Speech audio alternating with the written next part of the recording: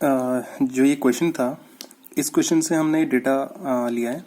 एक square prism है, base side 30 mm, axis 60 mm, HP में रखा हुआ है और इसका जो एक वर्टिकल फेस है 35 डिग्री पे इंक्लाइंड है VP से। एक सेक्शनल प्लेन बाइसेक्ट करता है जो कि 30 डिग्री पे इंक्लाइंड है और परपेंडिकुलर टू VP। तो ये जो क्वेश्चन है इसका हमें पहले तो सॉलिड की पोजिशनिंग दिखानी है, उसका कट सेक्शन दिखाना है, देन उसका डेवलपमेंट दिखाना है। तो इसको हम दो पार्ट में डिवाइड करेंगे। पहले हम इसकी पोजीशन दिखाएंगे, किस तरीके से इसको रखा जाएगा। सेकंड केस में हम क्या करेंगे कि इसका सेक्शन प्लेन से इसको कट करके दिखाएंगे, किस तरीके से इसको कट किया जाएगा। और थर्ड पार्ट में हम इसको क्या करेंगे, इसका डेवलपमेंट दिखाएंगे। तो फर्स्ट सेकंड पार्ट वैसे हमने पढ़ा हुआ है पहले का, मैंने आपको बताया, लेकिन फिर भी इसको एक बार रिपीट कर देता हूँ किस तरीके से रखा जाएगा। देखिए जो क्वेश्चन है, क्वेश्चन में एक आपका प्रिज्म है। प्रिज्म में जो आपका स्क्वायर प्रिज्म है, यानी कि इसका जो बेस होगा, इसका जो टॉप होगा वो स्क्वायर होगा। अब सबसे पहले हम ये देखते हैं कि इसका जो टॉप व्यू है वो कहाँ बनेगा। जो इसका आपका टॉप है वो कहाँ दिखाई देगा आपको, HP में दिखाई देगा या VP में दिखाई देगा। तो इसके लिए हम देखते हैं ये कहाँ पर रखा गया है। ये अपने बेस पर HP में रखा गया है, resting on HP with one vertical face inclined at 35 degree to VP। तो इसका जो आपका टॉप व्यू होगा वो आपको HP में बनेगा। तो स्क्वायर जो है आपको HP में बनाना है। अब जो स्क्वायर आपको HP में बनाना है उसकी पोजीशन क्या होगी, इसके लिए जो है एक कंडीशन दी हुई है कि इसका जो एक वर्टिकल फेस है, ये इसके फेसेस हैं, ये वर्टिकल फेसेस जो इसके हैं 1 2 पीछे इसके 3 और 4, जो इसके 4 वर्टिकल फेसेस हैं, इनमें से एक जो फेस है, ये जो फेस है, ये फेस जो है आपका ये VP से 35 डिग्री पे इंक्लाइंड है। ये आपका VP है, ये आपका HP है। HP में आपने क्या किया, इसका टॉप व्यू बनाया, यानी कि स्क्वायर यहाँ पे बनाया। स्क्वायर का जो आपका साइड दिया था, बेस साइड 30 mm था, 30 mm का आपने एक स्क्वायर यहाँ पे 30 mm लेके एक स्क्वायर यहाँ पे बनाया। इसके बाद लेकिन पोजिशनिंग के लिए हमने क्या किया, सबसे पहले हमने जो VP है, VP से 35 डिग्री का एंगल लेंगे और इसी एंगल पे हम क्या करेंगे, एक 30 mm की लाइन को कट करके इसके ऊपर एक स्क्वायर ड्रॉ करेंगे। अब आप जो स्क्वायर है आपका, एक प्रिज्म के लिए हमने बनाया। अब आपको पता है प्रिज्म में नीचे एक स्क्वायर होगा, एक ऊपर स्क्वायर होगा। तो जो अपर आपके पॉइंट्स होंगे, अपर कॉर्नर्स होंगे, उनके पॉइंट हमारे हैं A B C and D। And जो लोअर साइड है, लोअर बेस का स्क्वायर है, उसके पॉइंट है हमारे P Q R and S। अब इनके जो प्रोजेक्शन है इनको हम ऊपर लेके जाएंगे। AP BQ CR और DS के प्रोजेक्शन जब ऊपर लेके जाएंगे तो ये प्रोजेक्शन आपके जब XY लाइन पर जाएंगे तो XY लाइन पर यहाँ पर नीचे आपका P dash Q dash S dash R dash जो कि बेस के पॉइंट है, ये आपको यहाँ पर मिलेंगे।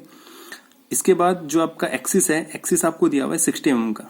अब आप यहाँ से 60 mm की हाइट पर लेंथ लेकर एक इसको कट करेंगे, यहाँ पे एक लाइन ड्रॉ करेंगे और इन लाइन को सीधे आगे जो वर्टिकली आगे लेके जाएंगे आप, तो ये आपको P dash A dash Q dash B dash S dash D dash R dash C dash मिलेंगे। अब आप देख रहे हैं कि S डैश और D डैश ये डॉटेड बनाया गया है। ये आपको पता ही है डॉटेड क्यों बनाया गया है, क्योंकि अगर हम यहाँ से इस व्यू को देखते हैं फ्रंट से, तो फ्रंट से देखने पे हमें सिर्फ 3 कॉर्नर दिखाई देंगे, 1 2 एंड 3। जो 4th कॉर्नर होगा ये पीछे होगा, इसलिए इनविजिबल होगा, इसको हमने डॉटेड लाइन से दिखाया गया है। तो ये इसकी पोजीशन होगी।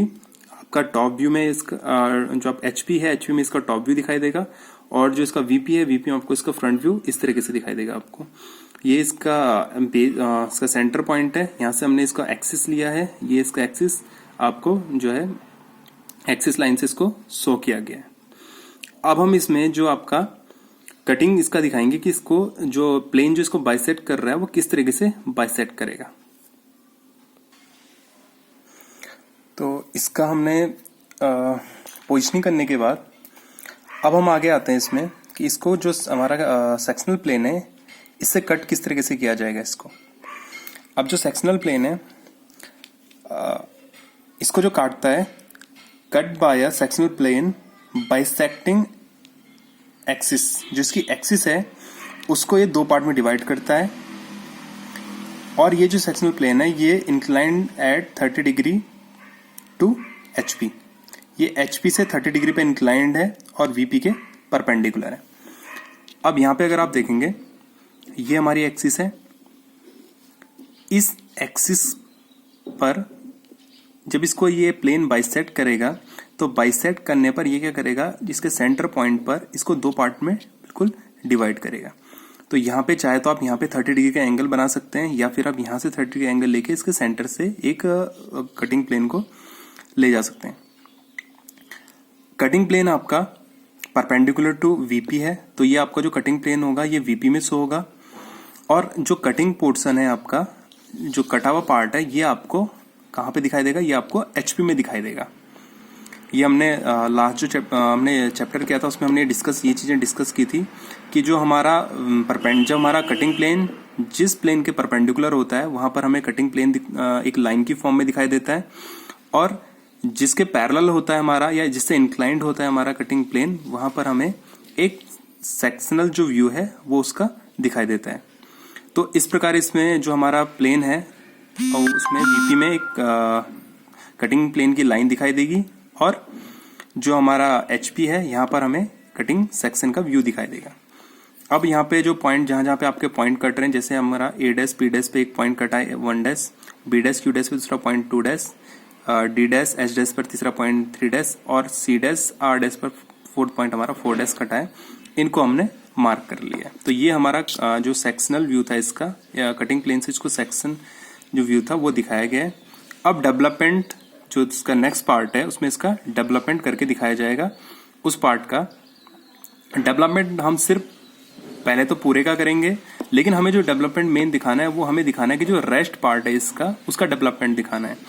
आप चाहें तो ये जो पोर्शन है, जितना पोर्शन बचा है, मैंने पहले भी कहा था आपसे, जो कटिंग प्लेन के जो बचा हुआ पोर्शन होता है इसको हमेशा हम डार्क कर देते हैं। तो ये जो पोर्शन है इसको हम डार्क रखेंगे, इतना पोर्शन।